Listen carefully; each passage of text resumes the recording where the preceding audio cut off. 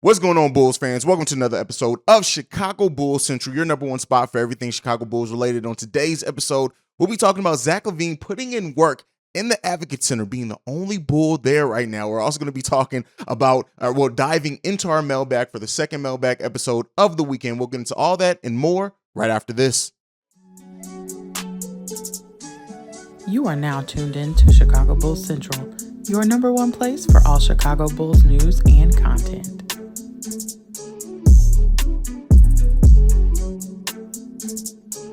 All right, Bulls fans. So we gotta, and I don't want to overblow it, right? But I do want to talk about it from my perspective, and you guys can give me your perspective down below or email if you're on the podcast side. I want to hear from you guys. But about around midnight last night, Eastern Standard Time, 11 p.m. Central Time, Daniel Greenberg tweeted this: "There's currently a Chicago Bulls player working on his game at the Advocate Center. That player is Zach LaVine."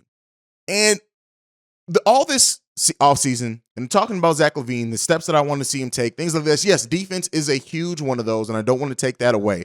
But I want to see Zach become more of a leader, right? I want to see him step into that leadership role. He knows he's now locked in on a max contract. He's going to be with the Chicago Bulls for a very long time. I want to see him. It's going to take him throughout his max. I want to see him take a step as a leader. When you're there that late, you're the only one working on your game that late, past midnight Eastern Time, 11 p.m. Central Time, working on your game. That shows steps of leadership. That shows that you're willing to put in the work to take your game to the new level that Zach has put on himself. The contract, kind of fairly or unfairly, he's put on himself as well. Zach needs to take a step this season. And it needs to be a step not necessarily in offensive production. We already know the offensive player that Zach LaVine is. We know that if you've been watching the game, you know how special Zach LaVine is offensively. At times, does he get into his head? Does he have the bouncing the ball off his foot issues? Does he do certain things at certain times? Absolutely, yes. Zach LaVine does, and I don't know anybody who would say that he doesn't, right? He has aspects of his game that he absolutely needs to work on heavily, and that we hope to see, as Chicago Bulls fans, him put in the work to eliminate. But a step of that is showing that, coming in, being the first one in the gym, showing the work ethic that we need to see from a player that's getting paid $215 million this upcoming season. Does Zach LaVine need to improve on things on the floor? Yes. The mental aspect of the game for Zach is the one that I want and hope to see take a leap as well. Not letting the referees get him out of his game as much as he has at times. Not letting the bad play calls and those type of things, the late game decision-making, things like that. We need to see improvements from Zach LaVine in those areas. But with all that being said, when you have a player that's the highest paid player on your team, even with some fans that only look at box scores thinking that this is no longer Zach LaVine's team, you need to show up and do things like this. And heading into a season where there's a lot of question marks, we're going to be missing one of our big weapons in Lonzo Ball. Zach LaVine is setting that tone early. He's there at the Advocate Center putting in work days before training camp officially opens. We've already had people there. Andre Drummond's been there. Vooch has been there. Shout out to Vooch as well. When we're talking about work ethic, Vooch deciding not to go play in Eurobasket, not to go over in Europe and play basketball because he wanted to focus on working on his game here and preparing for the Chicago Bulls season, because Vooch knows that Vooch had a down season. A lot of Bulls fans are down on Vooch right now, and he wants to come in, work on his game, be better than what he was last season. These are things that are showing that, yeah, we took a punch in the gut with the Lonzo Ball news. Even though we all expected it, it's still a punch in the gut. But what the Chicago Bulls team does to overcome that is going to be important, and they are putting in the work to continue this new culture that they're building. Having Dalen Terry down there, Patrick Williams down there, Ayo Dosunmu down there. These guys are coming in, and they're going to be ready and poised to go. And I can't wait to see what comes up. First preseason game from the Chicago Bulls is not that far away. We will be talking about Chicago Bulls basketball in about 10 days. 10 days until Chicago Bulls take the court for the first time on national TV, no less. I can't wait. Good to see. Hats off to Zach LaVine for putting in that work. Now, all right. Enough to be said with that. Like I said, let me know what you guys think about that one down below. Let's get into the voicemails for today. This one's from Ace. What's up, Haize? This is Ace calling in with another one, man. Hey, listen, I was looking at like the top teams that scored the most points last year, and two of the top teams up there were like Memphis Grizzlies and Golden State Warriors. Of course, we all know Golden State Warriors won the championship. Man, look at the lineup that we got right now. We can possibly average right around 110 to 100 and I say max 15 points a game. if we getting 25 and 25 from Zach, that's 50. If we're getting, we'll say between Vooch and Pat, another 30 points, that's 80. I expect Io to take a leap. I expect Io to average about 10 points a game. So that gives us 90 points right there. Now, between the bench of Dragic, man, he can give you 10 any given night. Caruso can get close to that. Drummond can get you 6. Hell, we got some pieces on the bench that can give you 6 or 4 points. I mean, even Kobe White can get hot on any given night and get you 10 points if we still got him. Javonte Green. I mean, we got some pieces that can get us another 20 points off that bench. So, how do you feel about us being one of the top scoring teams next year? And if so, what are our chances of being better than a top 5 seed? Better than a 5 seed or a 6 seed. Hell, if we scoring points like that, who's to say we can't be a top 3 team? Let me get your thoughts on that. All right, bye. All right, so shout out to Ace for leaving that. Ace talks about the Bulls averaging 110 to 115 points per game. And while that, when you're starting to add up players and you're looking at what players averages such and such like that you can walk yourself into that. As a matter of fact, the Chicago Bulls actually were 13th in the NBA last season, averaging 111 points per game in the regular season. So averaging 110 to 115 really doesn't increase the Bulls too much overall, but it does help. But you look at the Minnesota Timberwolves, scored the most points in the league last season, is 115 points per game. You then have the Memphis Grizzlies that you mentioned, were second in the NBA with 115.6 points per game in the NBA. Then you have the Golden State Warriors, the Bulls actually averaged more points per game last season than the Golden State Warriors. So it's not just about the offense. It's easy to make things just about the offense. But the Golden State Warriors 111 exactly points per game. The Chicago Bulls were 111.6 points per game last season.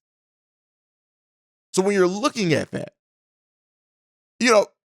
it's more about efficiency. One of the things that the Bulls do need to work on, and the difference if we're going to flip side this, is while the Golden State Warriors, the Bulls actually average more points per game than the Golden State Warriors, which isn't everything. We got to stop with everything being points, but nonetheless, we're gonna talk about it. We're gonna talk about it. But with that being said, it was the 3 points made per game. The Golden State Warriors were number 2. The Memphis Grizzlies, for example, just using teams that Ace brought up, were 20th in the NBA. You know where the Chicago Bulls were in 3-pointers made per game last season? They were 28th, which means that if the Chicago Bulls made more 3-pointers and took more threes, I don't think they were ranked pretty low as far as 3 points attempted per game as well. You can see the Chicago Bulls offense rise even more. Offense isn't our issue. Defense at times isn't our issue either. We need to lock in better defensively at times as well. No more drop coverages, things like that. But at the end of the day, yeah, the Chicago Bulls have great offensive potential, but it's not just about that. I don't give a damn how many points per game they average. I don't care with that, right?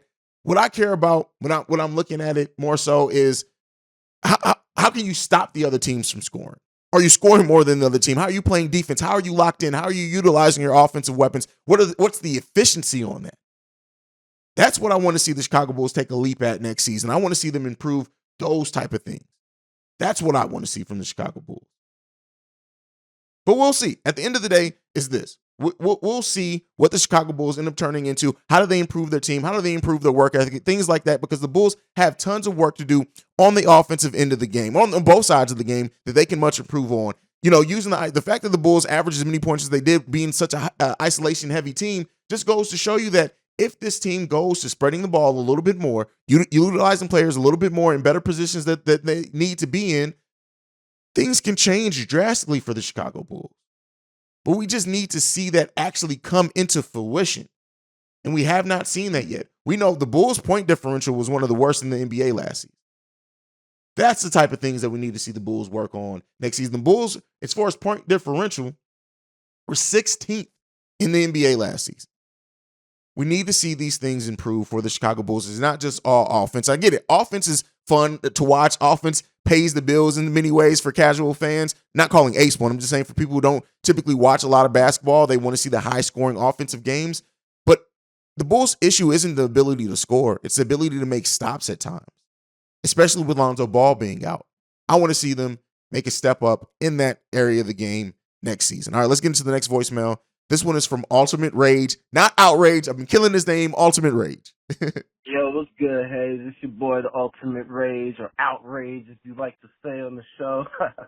But, so what I wanted to go into is, I said this in the comments, and I don't think people really truly understood the impact that COVID had on our team. Like, we were doing so well for so long. You know, we had number one seed for the majority of the season up to the All-Star break. And then we got destroyed by COVID. I mean, it ran through everybody. It ran through not just the players, but even the staff, the coaching staff, the freaking announcers. You know what I'm saying? Stacey King got COVID. And it's like as soon as they, you know, everybody got back, they were just a shell of themselves. So I don't think people really understand the impact of COVID. Like, this is a new virus that the world hadn't seen before, to my knowledge. And the fact that everybody just looked at so, you know, just uninspired, so pretty much dead on the court. You know, people just stopped going for rebounds. They weren't hitting their shots. They, you know, couldn't do anything out there despite having such a hot start. I think people really underestimated the impact COVID had on our team. So hopefully everybody's gotten over it and people could, you know, get on this next season to perform well. But then there's the whole issue of the long COVID. Like, how does that impact all the other players? So I just want to know what you think about that. You know what I'm saying? Big fan. Obviously, Chi-Town all day, Bulls all day. Let's get it. Holla at your boy. All right. Ultimate Rage talks about the impact that COVID had on the team. The one thing that yes, COVID completely ravaged us as well as injuries, but every team in the NBA last season at some point, at different points, had a string where they lost a bunch of players through COVID. So I'm not really going to blame it on that, because even with or without the COVID issues, the Chicago Bulls still, and this is one of the things that I talked about heavily during the season last season, and Bulls fans didn't want to quite hear, is that even when we were winning, when we were going on our 9-game winning streaks and winning 10 out of 13 games and doing things like that, the Chicago Bulls had certain aspects with their game that they were failing at. One, the third quarters. B, the way that they showed up or did not show up on national TV games and games against marquee teams for a large part of that season. So yeah, COVID did have a huge impact on this team. But I kind of give it a watch because a lot of teams had issues with COVID. Yes, at one time it felt like it kind of started with the Chicago Bulls. I don't really remember now. Like, I know Joel Embiid had it, right? And then Vooch had it as well. But then, like, I think we were the first team that it was like a different player every day for a week that we lost. And you know, at the end of the day, it is what it is. That's one of the things that we were going to happen. Yes, we were dealing with COVID. It was a weird season, but that's just something that's going to, every team had to deal with it. I'm more so looking at this team, even when they were playing well, the things that they weren't doing, not shooting the 3-ball well, the defense falling at certain times, the efficiency there. Like, these were things that, even like I said, on Bulls wins, I was pointing out, and I said it once on a live stream. I was like, yeah, the Bulls won this game. But if they played this way against better competition, this would not be a win. And I can't remember the user. We were saying, he was like, dang, Haize, like, did the Bulls win or not? And I understand it feeling like a buzzkill at time, but that's one of the things that I do on this channel. I like to review things objectively. And yes, I'm always going to celebrate a win, but how you win is important as well. And even in a lot, not all, of the Bulls' wins last season, you saw things that did end up coming back to bite them in the ass later on in the season. That's just the reality of it. So we can blame injuries, we can blame COVID. Those things did play a part. I'm not going to and I'm not one of those people who are like, well, injuries are an excuse. No, injuries are a reason. But with that being said, even when the Bulls were the closest to being fully healthy, even when they were going on these winning streaks, even when they were playing at their best, a lot of the issues that bit the Bulls in the ass in the latter part of the season were showing their ugly heads then. Hopefully, offseason, continuity, we see a lot of those things kind of iron themselves out, and we see a better team overall. But that was from Ultimate Rage. Let's get into the next voicemail. This one is from 8 Lives. How you doing, Haize? This is 8 Lives. I was just calling to speak on the Lonzo Ball information that came out today. And I wanted to say, I'm definitely not discouraged by it or whatever the case may be. If that's what he needed with the energy, the injury, to get surgery, then that's what he needed, and that's good. I believe he's gonna come back and be great from it. But what I want to speak on is This should be a lesson to the fans about always saying, oh, we need to go get this person, we need to go get that person. Not saying I don't think the Bulls should have got Ball. I'm not saying that at all. But what I am saying is this is the lesson that we should learn about always talking about spending these stars from other teams. And, look what happened. This could set us back. You know what I'm saying? But luckily we have another good three point guards, and luckily we have somebody like Ball who want to play. He just, wants the surgery to work. But this should be a lesson, man, that, sometimes you just got to work with what you got and not always think that going out and getting somebody going to work out the way that we want it to work. A lot of these guys on these other teams, sometimes they have injuries, and we wonder why these teams let them go. So that was all I wanted to say on that. I think that everything's going to work well with Ball. This is also going to be a way where we're going to actually get a chance to see what David Terry can do. I definitely believe the coach is going to be able to get him some time in there, and whoever else might need some time by the Ball. It's going to work out for us at the end. Thank you. Go Bulls. All right, 8 Live says, let this the injury be a lesson to fans. This is what I'll say, right? You never bet on injury, right? I get it. You want a player to be healthy. You do have to factor in the history of their health concerns and things like that as well. But we know this front office was zeroing in on Lonzo Ball for a year before we actually brought him in. It was written on the wall already, right? It was already written. But the thing is, with Lonzo Ball's injury, I think some people forget just how unique this is in the sense, like, the bone bruise was the thing that's causing the most things. You can't always bet on that being an aspect of it. I do think that Lonzo's going to make a full recovery when you look at the success rate of these type of surgeries. The fact that it's really just a cleanup is what it is. It's not like a major surgery as some people are pointing it to be. But hey, anytime you got to get cut open is major to a degree. So let me be clear there. But yeah, I mean, we have in the next voicemail too that is talking about trades and acquisitions. For casual NBA fans, it's always about what trade can you make. What move can you make? Can you bring in this guy? Can you do that? Can you do that? Rather than just looking at this team, how can we improve within this team? What are the things that we're doing? How can we improve how we use certain players? What schemes can we use to better utilize certain players' skill sets? That's the thing that actual basketball fans look at. Yeah, we still do look at, hey, if this guy becomes available, the Bulls could make a trade to this. But that constant string of acquisition theory, that acquisition syndrome is, I should say. Instead of gear acquisition syndrome, it's player acquisition syndrome for a lot of basketball fans. But at the end of the day, it kind of is what it is. Yeah, this Lonzo thing was a punch in the stomach, as I've always said. But luckily, we do have Ayo. The Bulls drafted a great point guard, a great prospect in Ayo Dosunmu to see how he continues to develop into that point guard role. They brought in Goran Dragic. They were prepared for this. Now, as far as your Dalen Terry part of it in your voicemail, Dalen Terry, with his court vision, his length, the communication, the defense that he projects to be able to bring, does project to be able to bring a lot of things that the Chicago Bulls could need while Lonzo Ball is out. But he's a rookie. You know what Billy Donovan is? If you look at his history, rookies getting on the court is kind of a weird thing. Like even Ayo playing the minutes that he did, it's kind of an oddity for Billy Donovan in the way that he utilizes first-year players. But we know a big part of that was Ayo just earned a role in camp very early on, and that role continued to increase. And then once injuries started in, he stepped in and played very well in that initial string of COVID and injuries. And then naturally, when the Lonzo thing happened, he assumed the starting point guard role with Caruso and stuff being out as well. But I don't know. That's one of the biggest question marks that I can't wait to see answer itself in the preseason. Does Dalen Terry actually earn a role for minutes early in the season, or does he have to go down to the G League for a month and come in during certain stretches to develop? We'll see. I think the sky's the limit for Dalen Terry as of right now, as you should for a first-round pick in their first offseason. And we'll see how it works out for Dalen Terry. All right, let's get into the last voicemail for today. This one is from Jermaine Kelly. Hey, what's going on? First off, I want to say go Bulls, C-Red. It's your boy Jermaine Kelly. And I was just thinking, could you potentially see a way that we can maybe shop Drummond and bring in, well, Vooch probably will have to go too, but bring in Myles Turner and maybe Dwight Howard to play backup? I think that would be a good 1-2 punch at the center position. All right, listen, Jermaine. Listen. Thank you for the voicemail. But we literally, like, you're already trying to move Drummond, and we haven't even, like, you're talking about the perfect 1-2 punch. We haven't even seen this 1-2 punch together. And this is what I was talking about we have to stop the player acquisition syndrome. I'll call it PASS, even though it needs another S. Anyway, it's PAS. We got to stop it. Let's see how this team comes together.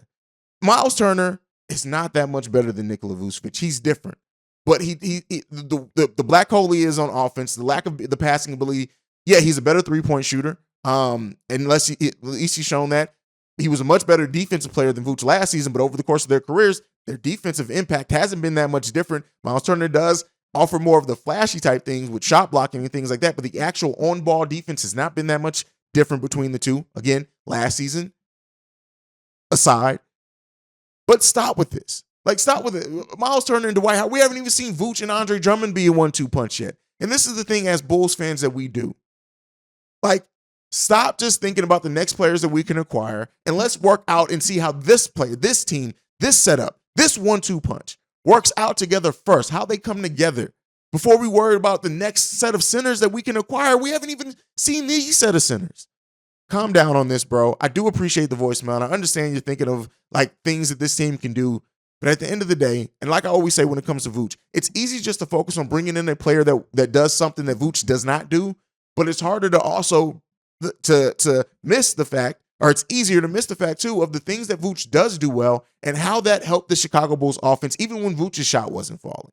So just replacing him with a player that's better defensively is not going to give you the answers that you think it's going to give you with the way that we've seen this team play offense. Now, could that change? Again, with Patrick Williams maybe taking on more of a point forward role, him doing more of that type of thing. Could that eventually change? Yes. But as of right now, from what we've seen or what we have not gotten to see yet, let's chill out on the trade talk when it comes to our centers yet. And let's see what these set of centers turn into for the Chicago Bulls. But that's my time for today. Thank you so much for supporting and being the best part of Chicago Bulls Central. Woo! Doing both channels daily is getting to me. Thank you for being the best part of Chicago Bulls Central. Make sure you're following the show at Bulls Central Pod. You can send us any feedback, questions, comments, concerns, bullcentralpod@gmail.com. Lastly, if you want to leave a text and or voicemail like you heard on today's show, the number to do so, 773-270-2799. We're the number one spot for everything Chicago Bulls related because of you guys. And like I like to end every episode on, go Bulls. Love you guys. Peace, y'all. This has been a presentation of the Break Media.